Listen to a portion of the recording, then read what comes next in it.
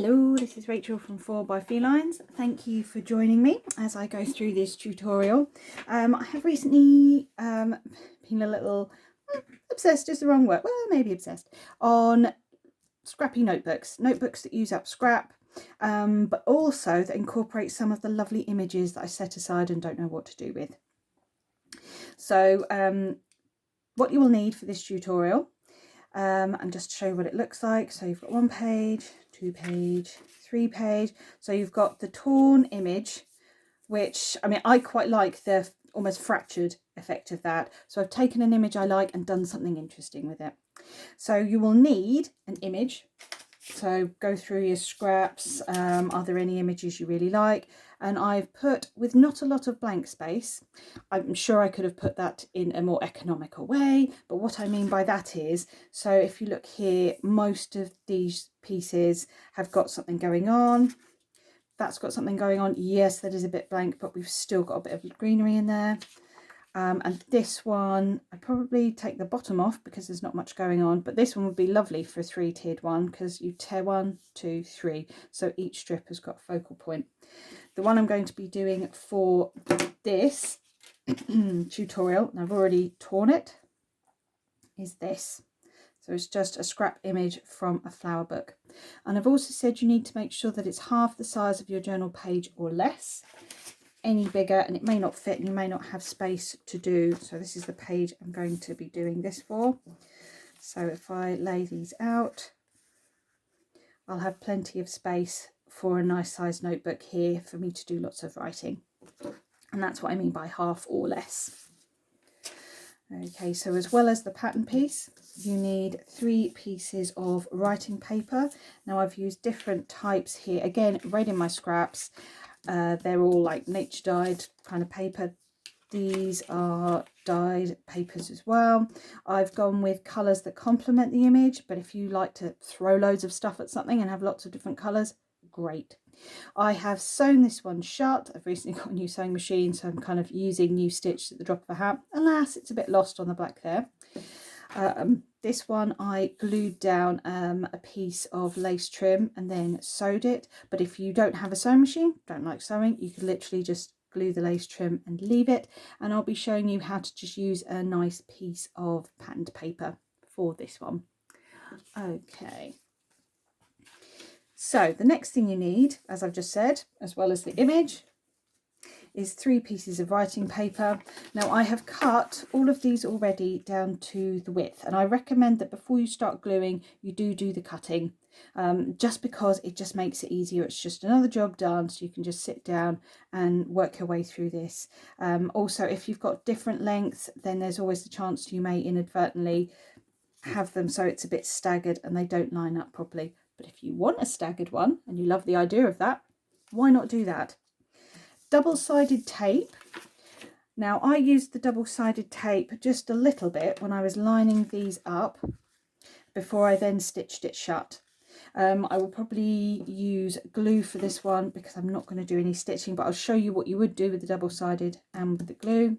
You need scissors, and if you're going to use the glue, you need something to glue on, like a scrappy free thing through the door, something like that. And I've put optional needle and thread or sewing machine because if you don't have either of those, you can still make these. They're very easy. Okay, so I've decided that I'm going to, so I've done a flip up and I've done a flip across. For this one, because of the page I'm using, because the bottom of the page has a bit of a blank space, I'm going to do a flip down. So what I will be doing is I will be gluing that,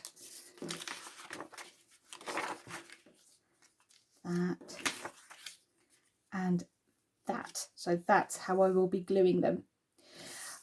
These are all different types. I think these are avocado dyed. I think that one was using avocado dye, and then I did a bit extra with yellow onion skin dye.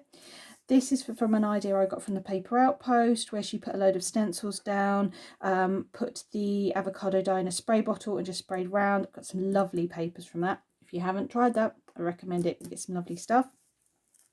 So, glue.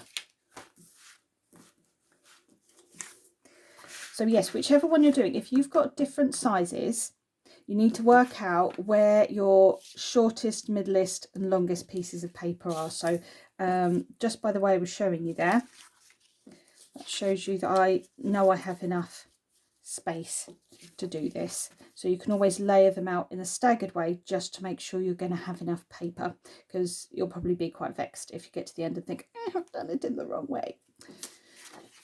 And then I just basically glue the bits of paper glue the bits of images onto the paper. I use Yoo-Hoo glue stick.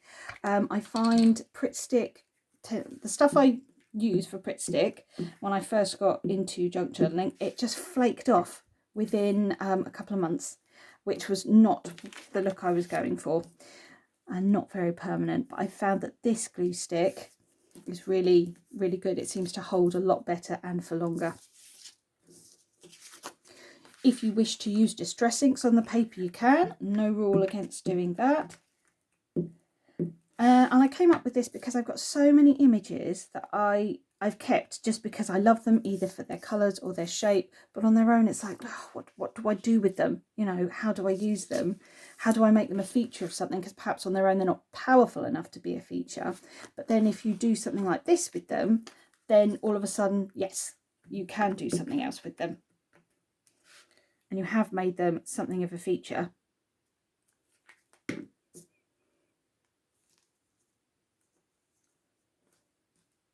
thrilling time of watching me glue stuff down. Yeah. So here we have. And then I need to decide how long I want the booklet to be. And you can either use scissors or good old ruler tearing tool, or if you have a ruler like this, which is a quilting ruler, you can use that if you want to take a little bit of length off and make sure you're within your lines. But again, if you are quite happy to just tear away, do that too. I'm doing this slightly on the slant just so I can see where I have last torn.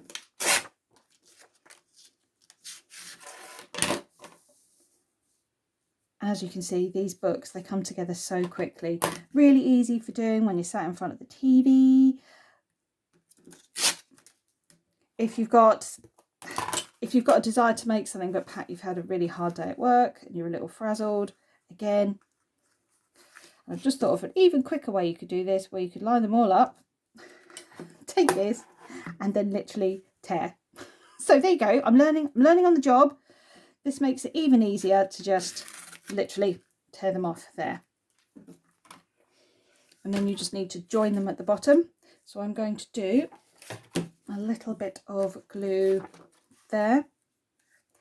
Now you wouldn't need to glue all along here if you were then going to use a sewing machine or needle and thread. This is just to give it a little bit more security. Now if you were using a needle and thread and just needed to secure their pieces of paper together, what you would do is you would take a little bit of this, and you wouldn't even need to go all along because you're sewing. You just need to secure it, so you can secure it in the middle or at the edge, something like that. Just cut off a little piece, stick the pieces down, and then when you're sewing, the sheets won't move about.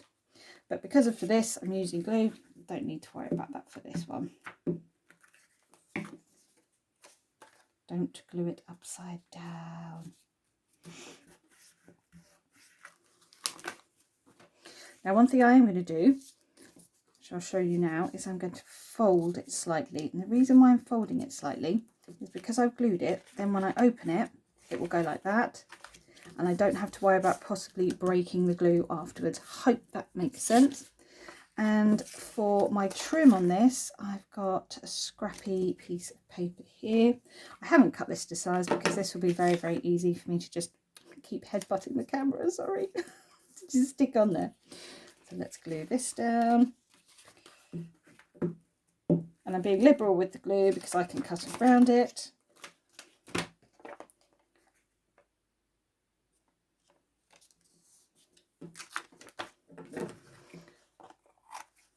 In fact, I'm just going to fold that top bit over as well.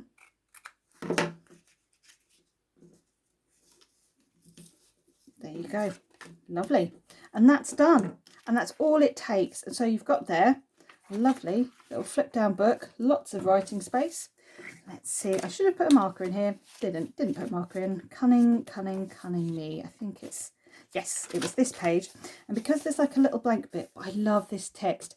This came from a book about Jane Austen where she'd written a history from when she was much younger, and the book had these lovely handwritten pages which I love to pieces. So I do still want to be able to see some of these round here, but obviously if I'd put something up there then you'd have more blank space there, so I like the idea of putting it there. And how I will fix it in is I will literally just glue, in fact while I'm here, why don't I even do that? You don't need me to tell you, you need to show don't tell, Rachel, show don't tell. I'm using the glue stick for this, but if you don't have any glue stick, you could totally use double-sided tape for this. The one thing I would say about double-sided tape is I have found that over time, sometimes it can discolour and you get discoloration showing through, which for a junk journaler, probably not an issue at all because, you know, we love extra details. And that's wonky.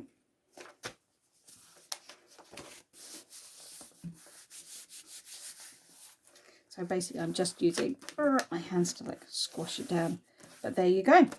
And so that's how one of those would look in a journal. And you could also use it as a tuck-in. You could make much smaller ones. So that would be a much smaller one which you could use as a tuck-in. I hope you found this tutorial useful, that it inspires you to go out there and make something, hopefully using up one of those lovely images that you've been setting aside and haven't done anything with. I'm on Instagram, details below, so if you'd like to tag me in any of your makes, that would be great. I'm always fascinated to see because we all have such different scraps and such different materials to call upon. So, hope you have a great rest of the day and that you found this tutorial useful. Thank you. Bye.